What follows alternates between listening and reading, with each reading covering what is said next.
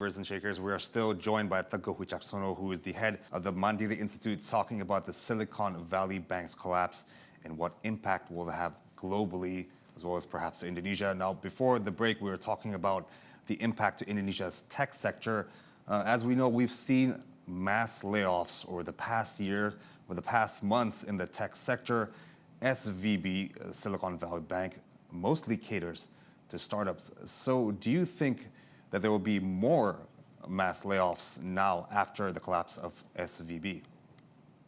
Well, I can say that this has been very hard year for startups, and it had been like last year because of the policy normalization globally. So many venture capital reallocate their investment to more attractive assets or investment. Basically, startups, I think, need to find their profitability path, and also when they try to squeeze the cost, I think one area that they think first is to rationalize their employees. So I think that's the thing we might expect. In the next few months, and actually it already happens last year, right? When we saw that some big startups, like some big startups led off their workers and their employees. Right. And I think, yeah. Do you see foreign investors sort of pulling out their money from startups in Indonesia amid these fears following the Silicon Valley Bank's collapse, or maybe stop investing? Yes, I think that's another. That's another point. These global investors that typically send or put their money into Indonesia startup now we will reconsider to put their money into our Indonesia startup. So I think that's Indonesian startup really under pressures, except probably startups that find their profitability path. I think they can survive into this turmoil. Okay, I want to switch to Fed rate hikes. Of course, they've been hiking rates due to high inflation in the U.S., but these Fed rate hikes had a role to play in Silicon Valley Bank's collapse, as you were talking about before the break. The hikes making the value of Silicon Valley Bank's bond holdings lower. Do you think the Fed will stop or cut their rate hikes in their meeting, which will occur next week?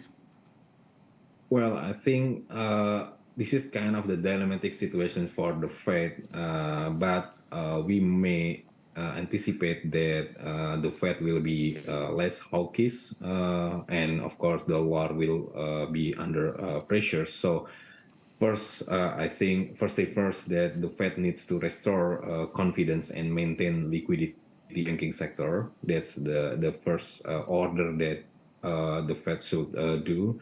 And once the financial system shows some sort of the stability, I think they will do the work in fighting inflation. So I guess if we look at on the market expectations, they still price in that the Fed will continue to raise rate, but probably at a slower or at lower pace. So perhaps we expect around 25 basis points, which is lower than the previous rate hike. Right, but of course, as we all know, Jerome Powell, in his testimony to Congress, said that they will likely raise interest rates higher than previously anticipated.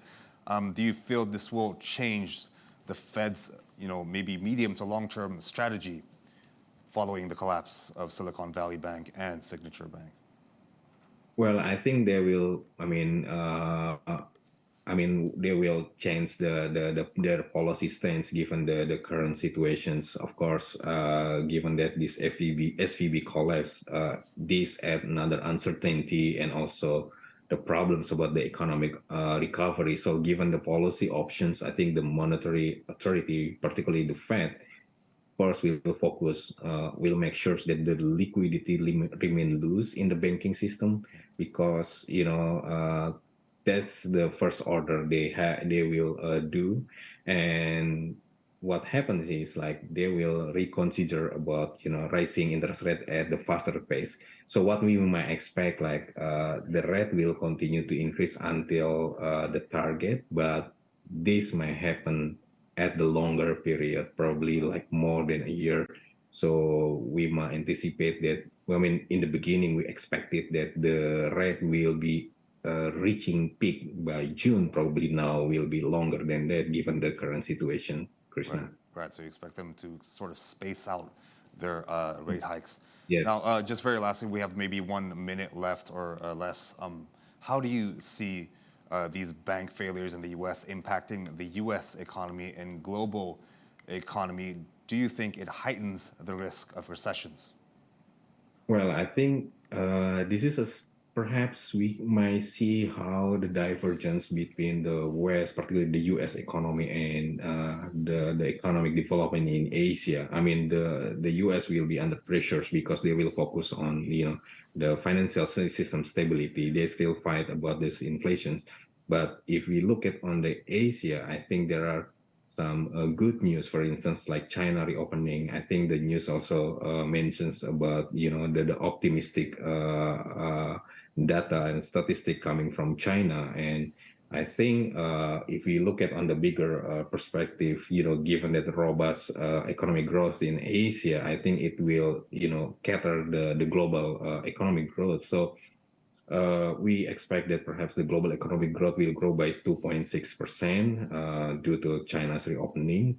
But the story might be different with what happened in the Western countries, particularly in the US and the UK, especially in the UK and also in Europe. They still struggle with this energy crisis and also a high inflation. Okay.